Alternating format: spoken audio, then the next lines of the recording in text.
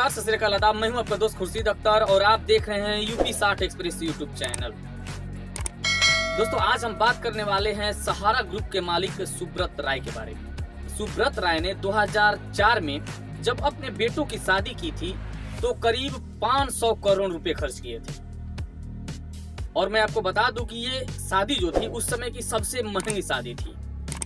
और उस शादी में अमिताभ बच्चन, शाहरुख खान, सचिन तेंदुलकर, अरुण जेटली, सोनिया गांधी, अनिल अंबानी, आनंद महिंद्रा, ऐश्वर्या राय, माधुरी दीक्षित जैसे बॉलीवुड, बिजनेस, खेल और राजनीति दुनिया का ऐसा कोई मशहूर शख्स नहीं था जो उनकी बेटों की शादी में नहीं आया था। और यही नहीं, हॉलीवुड से डांसर और सिंगर बुलाए गए थे। हर प्रकार का संगीत था और हर प्रकार का खाना भी था। मतलब वो अपने बेटों की शादी में सहारा ग्रुप के मालिक कोई भी कसर नहीं छोड़ा था। और एक समय ऐसा था जब सहारा ग्रुप ने पूरे देश में हर इंडस्ट्री में सहारा ग्रुप का इन्वेस्टमेंट था, शोहरत थी। और अभी कुछ महीने पहले ही लंबी बीमारी के बाद उनका निधन हो गया। उनके निधन के बाद उनकी डेड बॉडी 2 दिन तक मोचर्सी में पड़ी रही। उनके दोनों बेटे उनके अंतिम संस्कार में भी नहीं आए। बाद में उनका एक पोता आया और उनको मुखाग्नि दी। दोनों बेटे विदेशों में थे और उन्होंने आने में असमर्थता जताई और वो आए ही नहीं। जिस बाप ने अपने बेटों पर कभी करोड़ों रुपए लुटा दिए, वो बेटे अपने पिता की बीमारी में हाल चाल तक पूछने नहीं आए। और यहाँ तक ही नहीं, मृत्यु के बाद अंतिम संस्कार में भी मुखाग्नि देने तक नहीं आए। एक समय था जब अपने दोनों बेटों की शादी में उनकी खुशी के लिए उनके पिता ने 500 करोड़ रुपए खर्च कर दिए।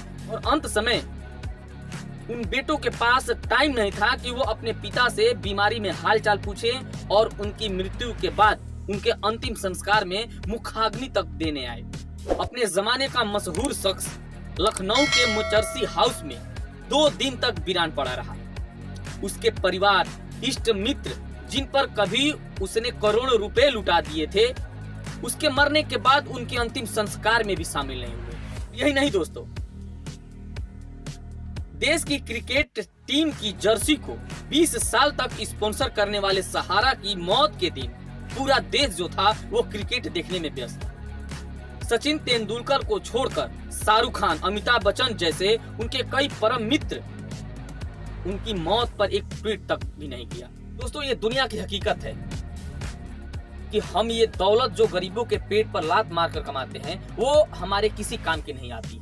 सुब्रत राय सहारा की जिंदगी में काला अध्याय भी जुड़ा हुआ है। धीरे धीरे उनकी शोहरत जो है वो भी फीकी पड़ गई। उनका नाम फ्रॉड और धोखाधड़ी में भी आ गया। और यही नहीं, सहारा ग्रुप ने इन्वेस्टर के पैसों का गबन किया और आखिरकार सहारा ग्रुप ने खुद को दिवालिया घोषित कर दिया और लाखों लोगों के करोड़ों रुपए लेकर डूब गए। मोदी जी की सरकार में सीबीआई जांच बैठाई गई, उन पर केस चलाया गया और उनको जेल में बंद कर दिया गया। और काफी दिन जेल में रहने के बाद उन्हें जमानत मिली और बीमारी के चलते उनका निधन हो गया। हिंदुस्तान का ऐसा भी कोई घर नहीं होगा जिसका पैसा सहारा में नहीं होगा।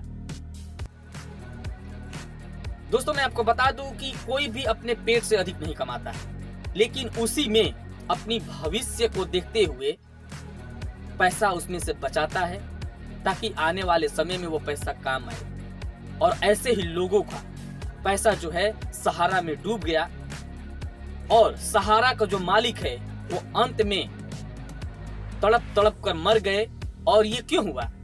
जिन लोगों का पैसा सहारा में डूबा हुआ है, उन लोगों की जो बद्दुआएं हैं वही इनको लगी।